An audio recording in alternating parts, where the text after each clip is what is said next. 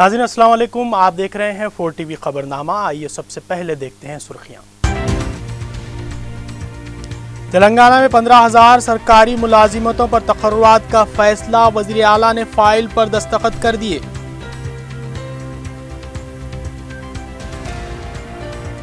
पीर से उस्मानिया हॉस्पिटल के out patient block की मुंतकिली का काम शुरू करने वज़ीर सेहत की ओहदेदारों को हिदायत।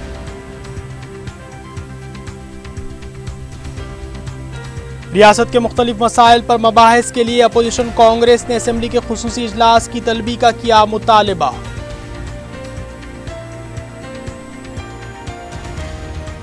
सबके साथ मसावी इंसाफ किया जाए, मजलिस इजहार हक से मुंह नहीं मोड़ेगी, जलसे याद सालार मिल्लत से बैरिस्टर ओवैसी का खिताब।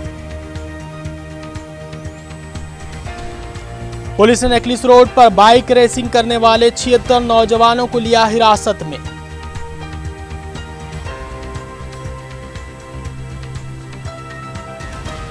पुराने शहर में रहजनी की वारदातों की रोकथाम के लिए पुलिस सरगर्म, डीसीपी की प्रेस कॉन्फ्रेंस।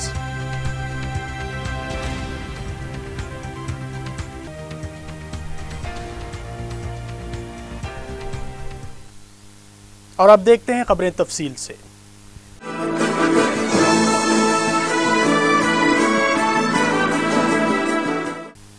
तेलंगाना हुकूमत ने आखिरकार 15,000 सरकारी मुलाजिमतों पर तकर्रुआत करने का फैसला किया है। वज़ीर आला के चंद्रशेखर राव ने हफ्ते की रात मुख्तलिफ महकमा जात में 15,000 मखलूआ जायदादों पर तकर्रुआत से मुतालिक फ़ाइल पर दस्तखत कर दिए हैं।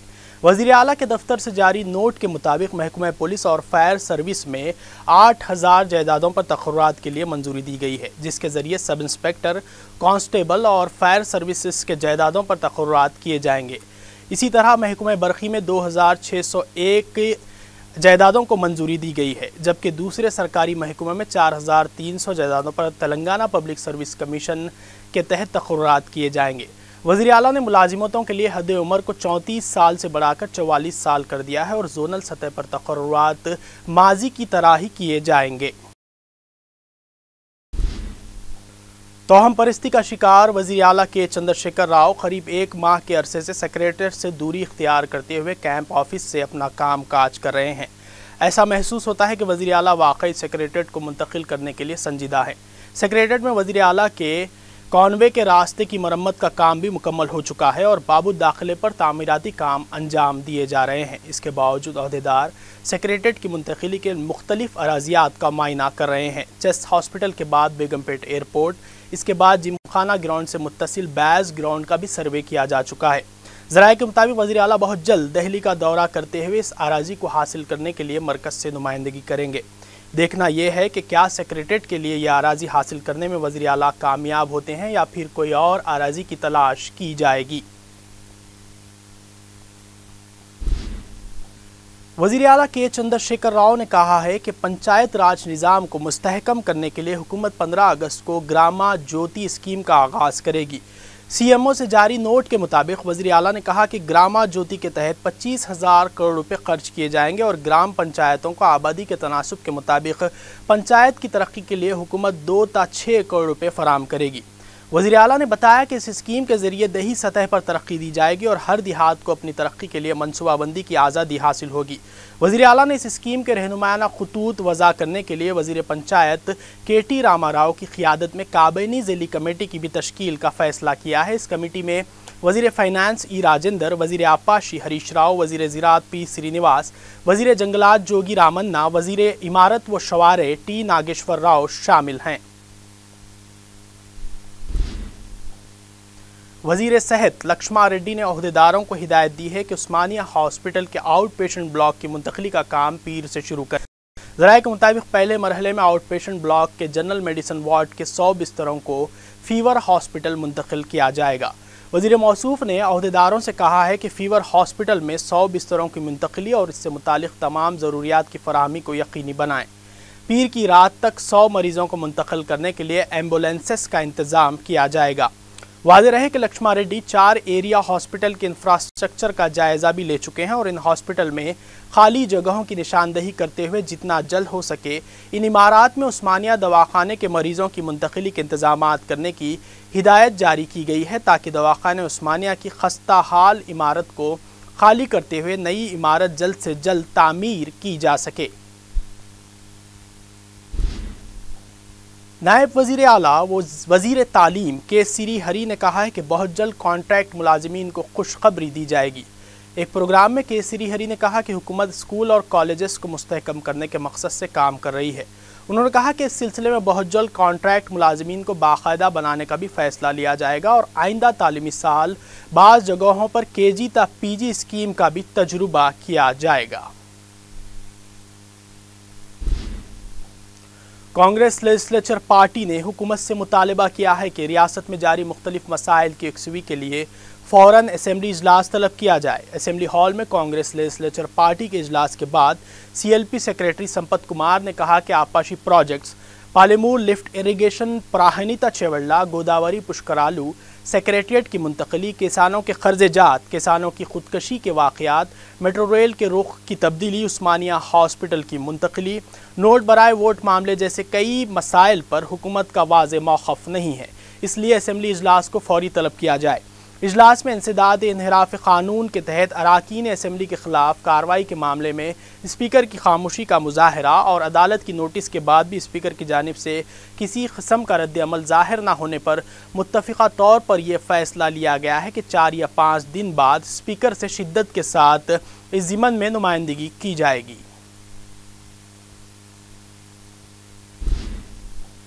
रुकने राज्यसभा वी हनुमंत राव ने कहा है कि राहुल गांधी के तेलंगाना दौरे से खौफजदा होकर हुकूमत ने 15,000 जायदादों पर तक़र्रुरात का फैसला लिया है। मीडिया से बात करते हुए उन्होंने कहा कि हुकूमत ने 25,000 जायदादों पर तक़र्रुरात का ऐलान किया था, लेकिन इस पर अमलावारी में हुकूमत नाकाम रही है।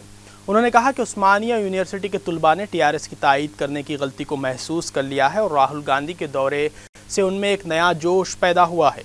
उन्होंने कहा कि कांग्रेस पार्टी तलबा के साथ है और रियासत में 1 लाख मुलाजिमतें फराम करने तक कांग्रेस पार्टी उनके साथ बराबर जद्दोजहद करेगी। उन्होंने हुकूमत से मुतालिबा किया कि तेलंगाना के लिए जान देने वालों के साथ भी इंसाफ किया जाए। रियासती वजीर जुपल्ली कृष्णा राव ने कहा है कि कांग्रेस कायदीन गैर ज़रूरी महबूब नगर के ज़ेरे इल्तिवा आपाशी प्रोजेक्ट्स पर वावेला मचा रहे हैं। मीडिया से बात करते हुए उन्होंने कहा कि DK अरुणा अपनी सियासी बका के लिए TRS हुकूमत के खिलाफ तनकीदें कर रही हैं। उन्होंने सवाल किया कि कांग्रेस के 10 साला दौर इख्तिदार में DK अरुणा ने इन प्रोजेक्ट्स के लिए क्या किया। उन्होंने कहा कि कांग्रेस कायदीन जानबूझकर हक़ाइक़ को तोड़ मरोड़ कर पेश कर रहे हैं। तेलंगाना हुकूमत ने महबूब नगर के ज़ेरे इल्तिवा प्रोजेक्ट्स के लिए 950 करोड़ रुपये जारी किए हैं और 2016 के खरीफ मौसम तक तमाम ज़ेरे इल्तिवा प्रोजेक्ट्स मुकम्मल कर लिए जाएंगे।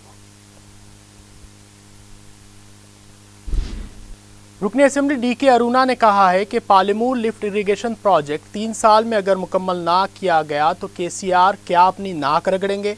मीडिया से बात करते हुए उन्होंने कहा कि महबूब नगर के प्रोजेक्ट से मुतालिक हुकूमत सवालात का जवाब देने के बजाय जवाबी हमलों पर उतर आई है। उन्होंने कहा कि जुपल्ली कृष्णा राव ने तेलंगाना के लिए वजारत से इस्तीफ़ा नहीं दिया था, बल्कि अपनी सियासी बका और अहदों की तलाश में कांग्रेस पार्टी से अलहदगी इख्तियार की थी। उन्होंने वज़ीर आपाशी हरीश राव पर भी शदीद तनकीद करते हुए कहा कि हरीश राव अंधे और बहरे हैं। कांग्रेस ने 10 साला दौर इख्तिदार में आपाशी प्रोजेक्ट्स पर क्या किया है, इस पर मुबाहिस के लिए वो तैयार हैं। TRS के कायदीन खुले मुबाहिस के लिए आगे आएँ। उन्होंने कहा कि DK अरुणा की कारकर्दगी पर किसी को उंगली उठाने का हक हासिल नहीं है।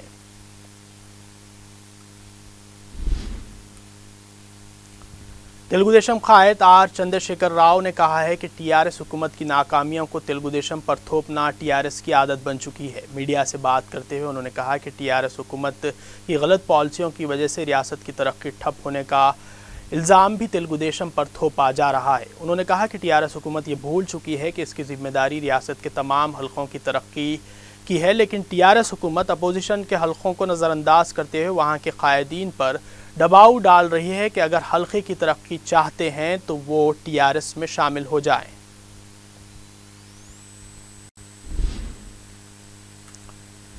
रुकने राज्यसभा P गोवर्धन रेड्डी ने कहा है कि वज़ीर आला के चंद्रशेखर राव आपाशी प्रोजेक्ट्स पर अपोजिशन को उलझन का शिकार बना रहे हैं। मीडिया से बात करते हुए उन्होंने कहा कि वो वज़ीर आला के झांसे में ना आते हुए अवाम को हक़ाइक़ से वाकिफ़ करवाएं।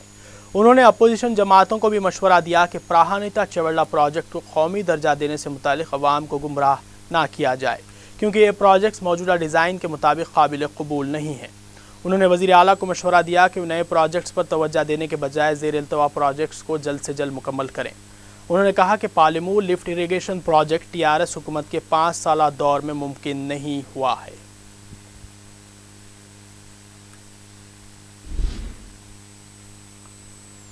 बैरिस्टर असदुद्दीन ओवैसी रुकने पार्लियामेंट व सदर कुल हिंद मजलिस इत्तेहादुल मुस्लिमीन ने कहा है कि मजलिस हर एक के साथ इंसाफ चाहती है। हिंदुस्तान के इंसाफ पसंद हिंदू, दलित और मुसलमान की ये आवाज़ है कि हर एक के साथ मसावी इंसाफ किया जाए।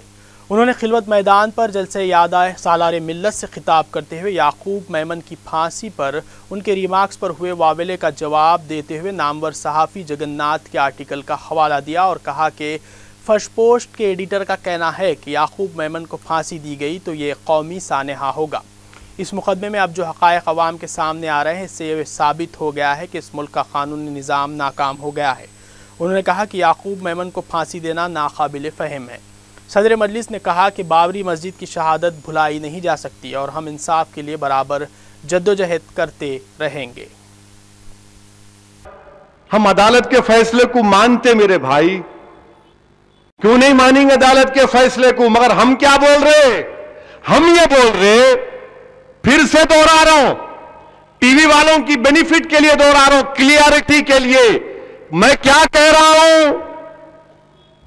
क्या यह बात झूठ है कि पंजाब के मौजूदा चीफ मिनिस्टर सरदार प्रकाश सिंह बादल साहब उस वक्त के सदर जमहूरिया मोहतरमा प्रतिभा पाटिल के पास जाकर बैंग सिंह के कातिल के लिए लीनियंसी की अपील करे नहीं करे?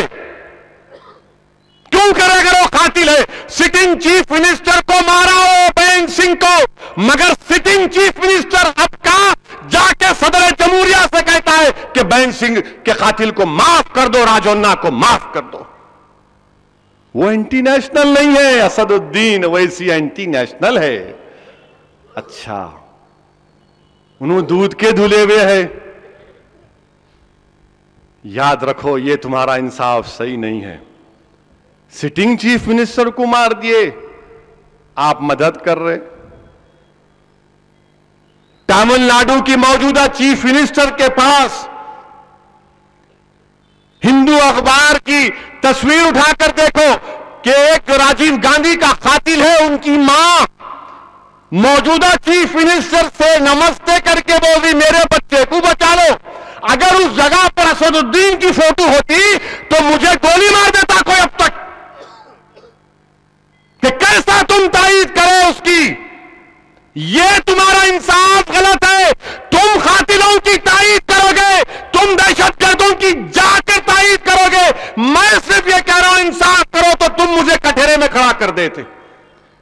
और याद रखो, ये मेरी आवाज नहीं है, हिंदुस्तान के इंसाफ पसंद हिंदू भाइयों की आवाज है। यह हिंदुस्तान के इंसाफ पसंद दलित भाइयों की आवाज है। यह हिंदुस्तान के इंसाफ पसंद मुसलमानों की आवाज है। इंसाफ करो।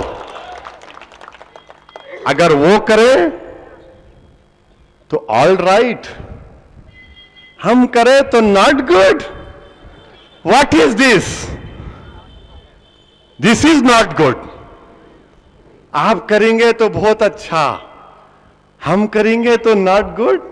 मैं अपनी तकरीर में क्या बोला था मक्का मस्जिद में, आप याद करेंगे कि मैंने कहा था कि फर्स्ट पोस्ट के एक एडिटर इन चीफ जगन्नाथन साहब का आर्टिकल में उन्होंने लिखा था, बोला था मैं, जरा जोर से बोलो, जरा रिकॉर्डिंग में आना ना इनके। अब जगन्नाथन साहब एक और आर्टिकल लिखिए आज 25 जुलाई को फर्स्ट पोस्ट में, कौमी सानिया होगा। वालों मेरे अल्फाज नहीं है, बोल देना उन लोगों तो इनू बोले इनू बोले इनू बोले इनू बोले, सब मैं बोल रहा हूं, कोई बोल रहा ही नहीं, गूंगे हो गए पूरे, मुंह में जबान ही नहीं है किसके। क्या कहा mister Jagannath? It will be A national tragedy of epic proportions, कौमी सानिया होगा। ये अंग्रेजी के सही थोड़े खरीब अल्फाज है।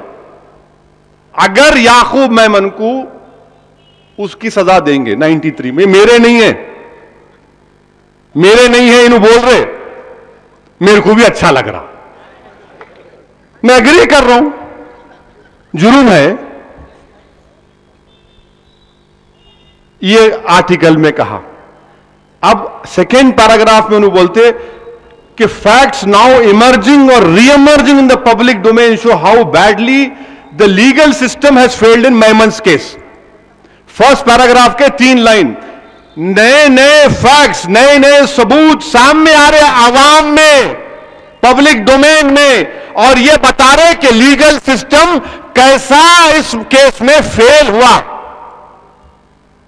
इन्हों गद्दार है, इन्हों टेररिस्ट है। अब बोलो, क्या बोलते हैं टीवी वाले, बोलो तुम कि जगन्नाथन गद्दार है क्या? असदुद्दीन ओवैसी के जबान से निकला हुआ लफ्ज मुखालिफिन को गद्दारी की बू आती नहीं। मेरे दोस्त, हिंदुस्तान हमारा है, हमारा था और रहेगा। ये हमारे बाप की सरजमीन है।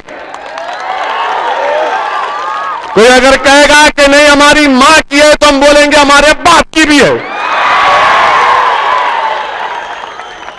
कैसा बाप की है? तो बाबा आदम यहीं पर आए, अब्बा आदम। अब्बा आदम दुनिया में कदम रखे तो हिंदुस्तान में रखे।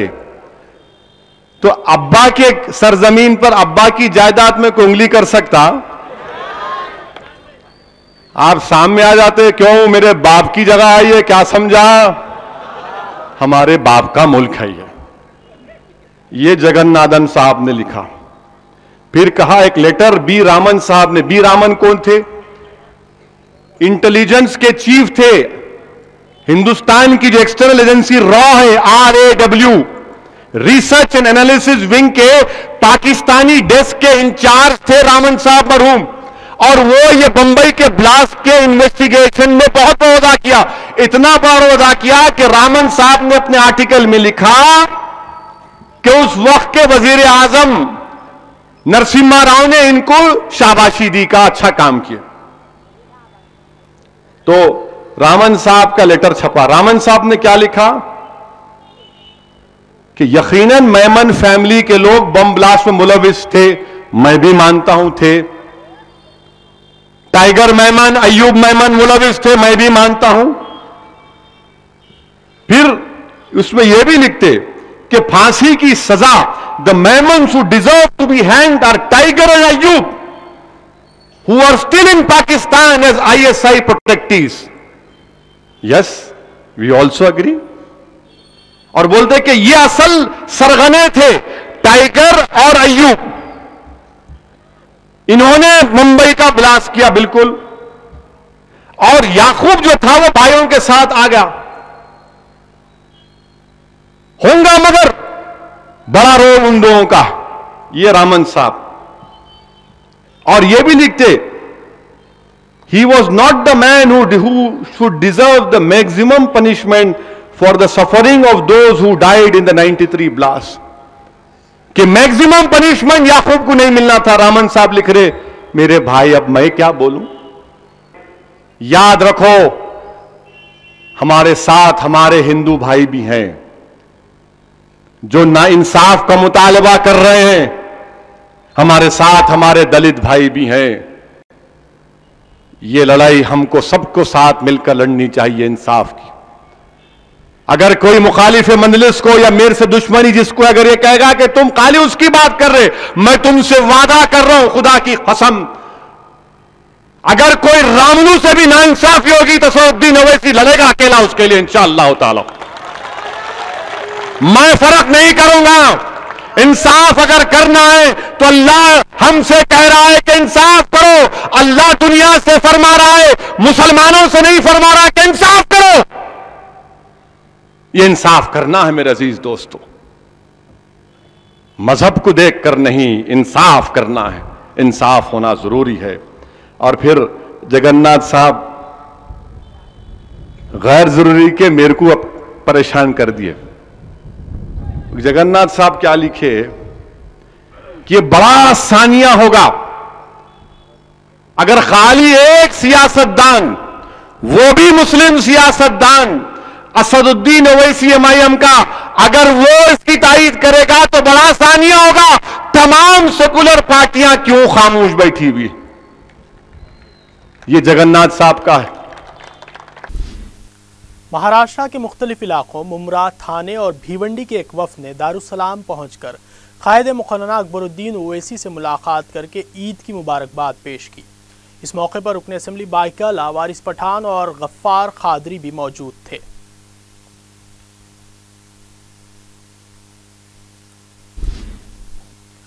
पद्माचेरू वाक़े राजेंद्र नगर के मजलिस के इब्तदाई सदूर मोतमदीन ने दारुसलाम पहुंचकर मजलिस के जनरल सेक्रेटरी और रुकन असेंबली सैयद अहमद पाशा खादरी और अरकान असेंबली अहमद बलाला, कौसर मुहिउद्दीन, वारिस पठान को ईद की मुबारकबाद पेश की। इस मौके पर मजलिसी कायदीन की कसरत से गुलपोशी भी की गई।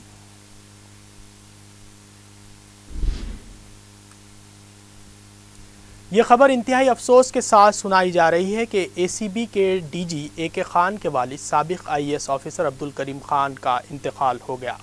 वज़ीर आला के चंद्रशेखर राव ने AK खान की क़यामगाह पहुंचकर उनको पुरसा दिया। पुरसा देने वालों में नायब वज़ीर आला मोहम्मद महमूद अली के अलावा रियासती वज़रा T Nageshwar Rao, Indira Karan Reddy, chief secretary Rajiv Sharma, DGP Anurag Sharma, commissioner Mahinder Reddy के अलावा कौंसिल के अपोजिशन कायद मोहम्मद अली शब्बीर और दीगर शामिल हैं।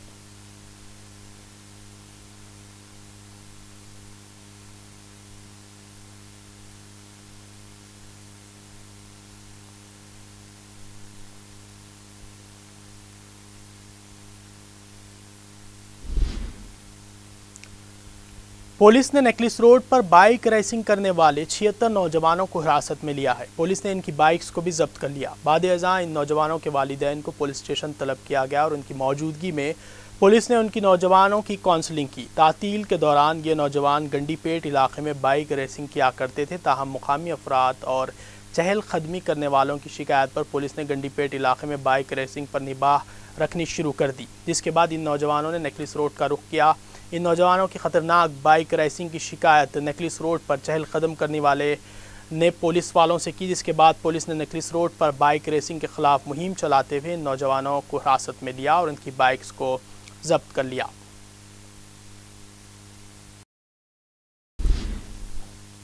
DCP साउथ जोन सत्यनारायणा ने अपने मातहत पुलिस अहदेदारों को हिदायत दी है कि पुराने शहर में रहजनी की वारदातों के तदारुक के लिए सख्त इक़दाम किए जाएं। उन्होंने इस सिलसिले में साउथ जोन के ACPs, इंस्पेक्टर्स का इजलास तलब किया और आदी रहजनों के खिलाफ मुहिम चलाने की हिदायत दी। उन्होंने कहा कि पुराने शहर में 6 सरगर्म पुलिस की टीमें मुतहर्रिक रहेंगी जो 24 घंटे रहजनी की वारदातों के तदारुक के लिए काम करेंगी।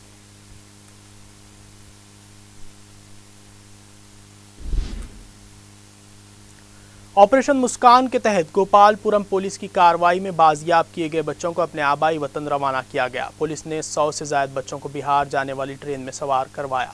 इन बच्चों को मुख्तलिफ मुकामात से पुलिस ने अपनी तहवील में लिया था। ये बच्चे कम उम्र हैं जो मजदूरी करते हुए अपनी ज़िंदगी गुजार रहे थे।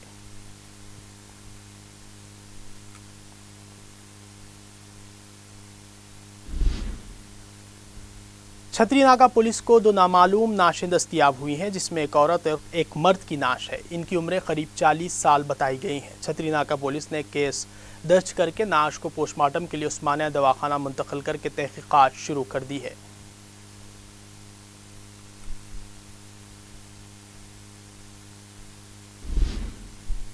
आइए आखिर में देखेंगे सुर्खियां एक बार फिर।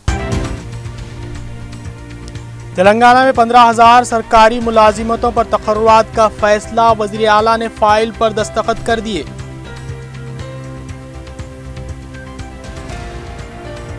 पीर से उस्मानिया हॉस्पिटल के आउट पेशेंट ब्लॉक की मुंतकिली का काम शुरू करने वज़ीर सेहत की ओहदेदारों को हिदायत।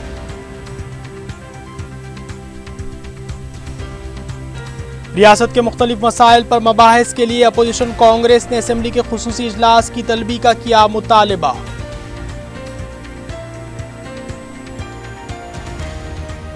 सबके साथ मसावी इंसाफ किया जाए, मजलिस इजहार हक से मुंह नहीं मोड़ेगी। जलसे याद सालार मिल्लत से बैरिस्टर ओवैसी का खिताब।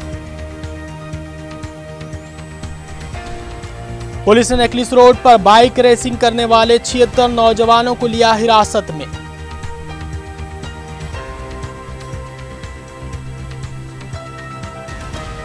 पुराने शहर में रहजनी की वारदातों की रोकथाम के लिए पुलिस सरगर्म, डीसीपी की प्रेस कॉन्फ्रेंस।